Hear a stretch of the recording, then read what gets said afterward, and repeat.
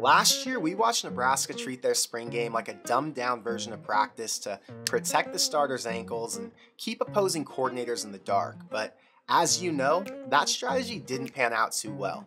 Matt Rule came in with a new plan and said this team hasn't earned the right to hide anything, so the best fans in college football finally got to see a work in progress. No, it wasn't perfect, and it might not give you any confidence boost going into the summer, but after watching a full contact game that featured almost every projected starter, there were plenty of good takeaways and enough entertainment to hold us over for the next few months.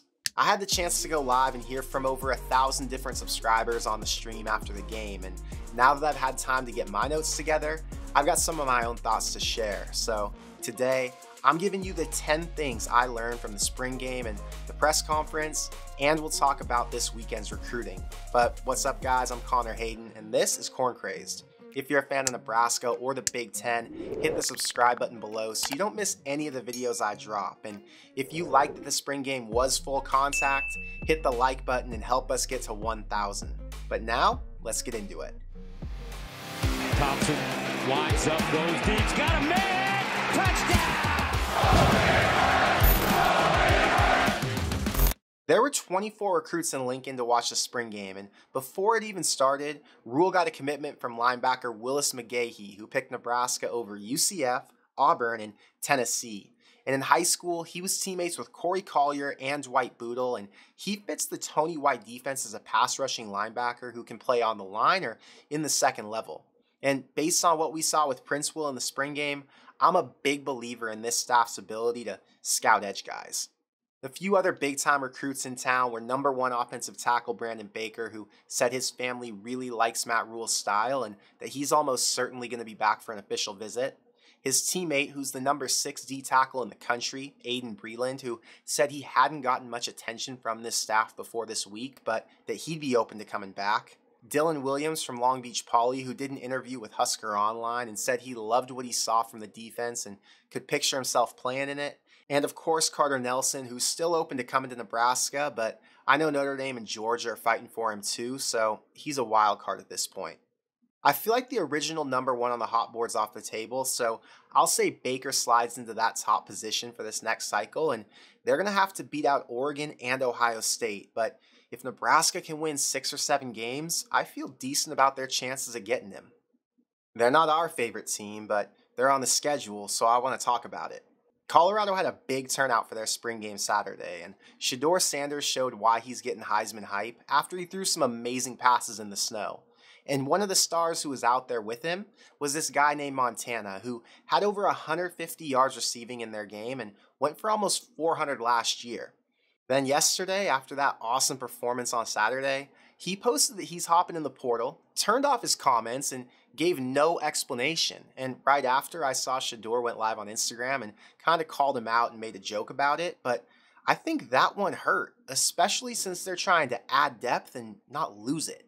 And he wasn't the only guy who left. There were 3 other guys who entered the portal too, and they've all played in the past. So Colorado fans keep arguing that guys like Cormani McClain and Omarion Miller are coming in this summer, but the reality is there are multiple players who left in the portal that would have had a role on their team this year, and their culture is just the complete opposite of what's going on in Lincoln. The more we learn about Colorado, the more it looks like that's going to be an easy win, but whether it is or isn't, I'm just glad Nebraska gets to play them again when both are breaking in new coaches who were potential options at both schools. And I know people love to hate, but getting $45K to a spring game for a team who lost almost every game last year is extremely impressive. So whether the Dion experiment works for them or not, the marketing's been amazing for their school and, more importantly, college football as a whole. There were some great moments on Saturday, like getting to see the new Herbie, who looks a lot like the one I grew up with, watching Frank Solich get honored on the field and officially relieve ourselves of this 20-something-year-old curse, and of course the whole full contact, no green jersey vibe that for sure helped this team build confidence in a game-like scenario with over 60,000 people watching. But I made a list of the 10 most important takeaways I had from the spring game, so let's get to them. Number 1, this staff has a type when it comes to quarterback. Last year, we kept hearing about Smothers, Purdy, and Thompson, but Harburg was almost non-existent, and I guess if Whipple was still here, he would have transferred out or changed positions by now. But I wonder what Whipple would have thought of Sims. Jeff looked great running the ball, but he looked just average as a passer. And this spring's been all about those two who have similar builds, similar strength, and now that we've seen them in the Satterfield offense, a similar play style. I'll be the first one to say Harburg isn't a QB we can trust to throw it right now, but he can definitely run the zone read.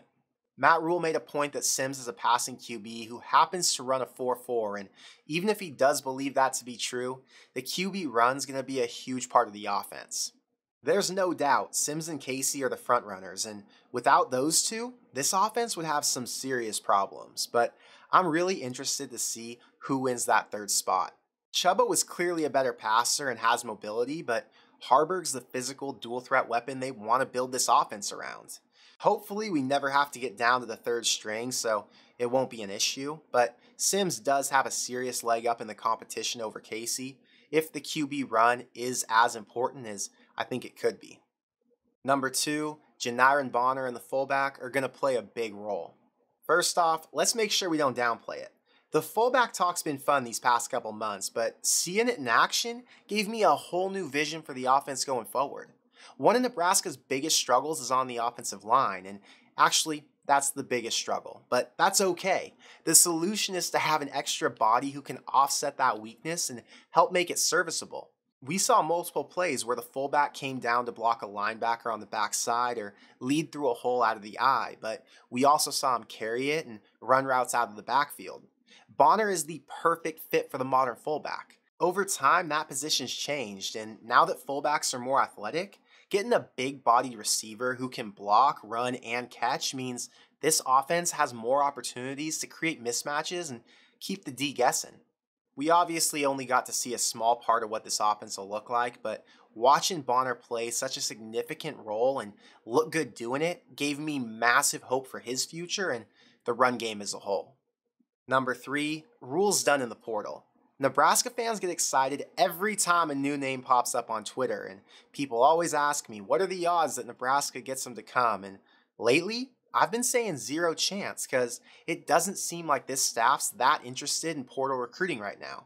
In a presser last week, we heard Rhule say he's focused on his guys while other coaches are out recruiting still, and then on Saturday again, he was asked the same question. A reporter asked if they were going to look for more depth on the O-line for this season, and Rhule just shrugged it off saying, we've got what we've got, and we're going to coach who's here. At this point in the game, the best recruits are already on teams, and the only guys entering the portal are the ones who know they won't play as much as they want to at their current school, so if I was in his position, I'd say the same thing. Number 4, we'll start seeing transfers after this week. It's no secret that Nebraska's got to cut some scholarship numbers, and they need some guys to leave if that's going to happen. During the first week of the portal being open, only a couple players left, but now that spring ball's done, Rhule said he and all the coaches are going to sit down with every player and let them know what their role would be if a game was played today, and they'll also go over their long-term plans. So if you were anxious to see which names are bouncing out, I'm sure we'll get some answers by this Friday. Number 5, the jump from year 1 to 2 is going to be significant. We all know Matt Rhule's history as a head coach, starting with a 1-win season and moving into the double digits 3 years later, but he made some comments about this offseason that really put things into perspective. Every day has been hard for the players since the entire practice format and what these coaches teach is all new. Some of the players are barely figuring out what position they'll play or what role they can have in this scheme, and everybody's having to learn how to do most of the drills for the first time.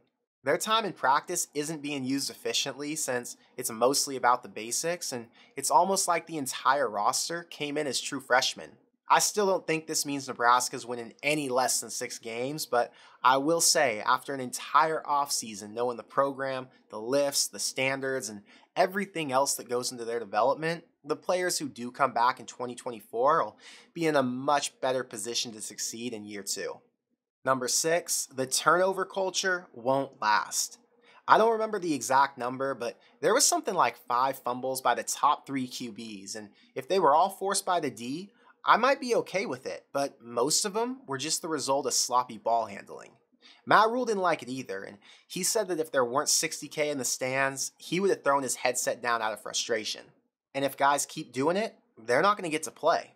Rhule's positive takeaway regarding the turnovers was that he likes to see the defense go for strips and that it's important that players keep their composure and play through it. So hopefully the starters fix those issues and we don't see somebody like A.J. Allen ride the bench just because he can't hold on to the ball. Not that A.J.'s a problem, he's just the example I'm using here. Number 7, every job is up for grabs.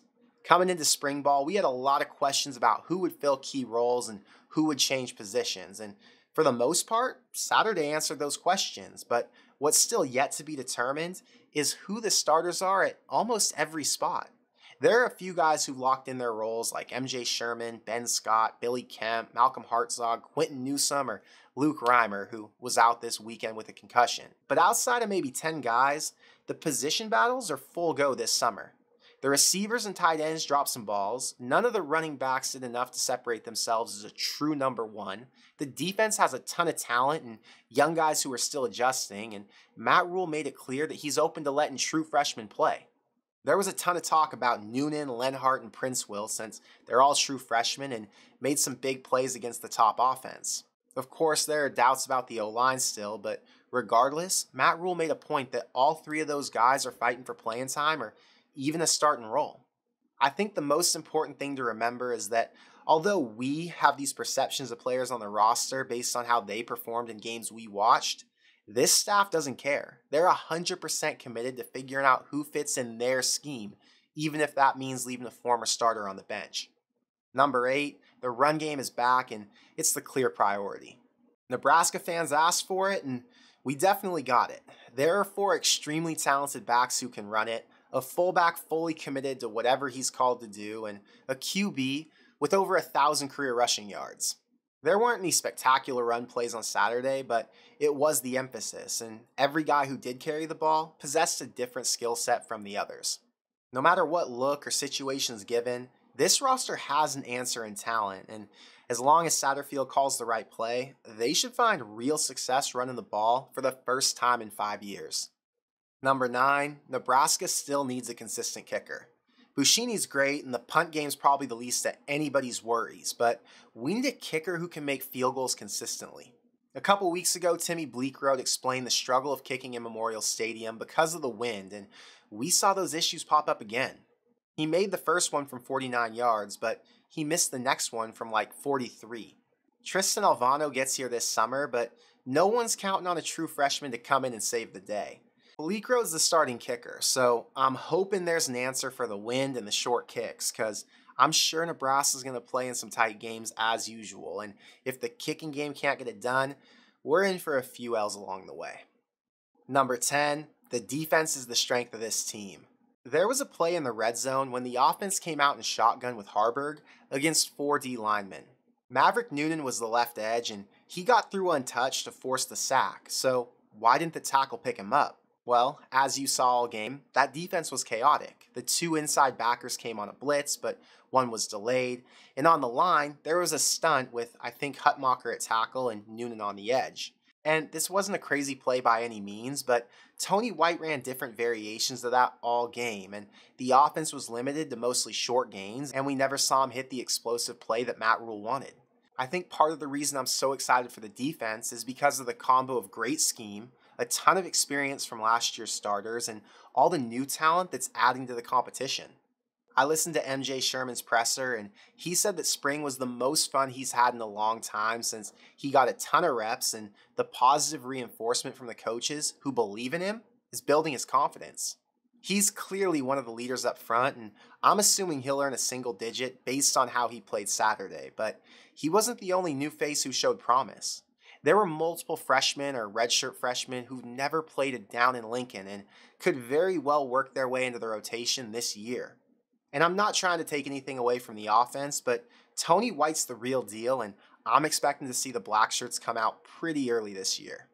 At the end of the day, we got to watch a practice in April, 4 months before these guys have to play a game. So try your best to reserve judgment for when it actually matters, because I promise you, it's better for your mental health.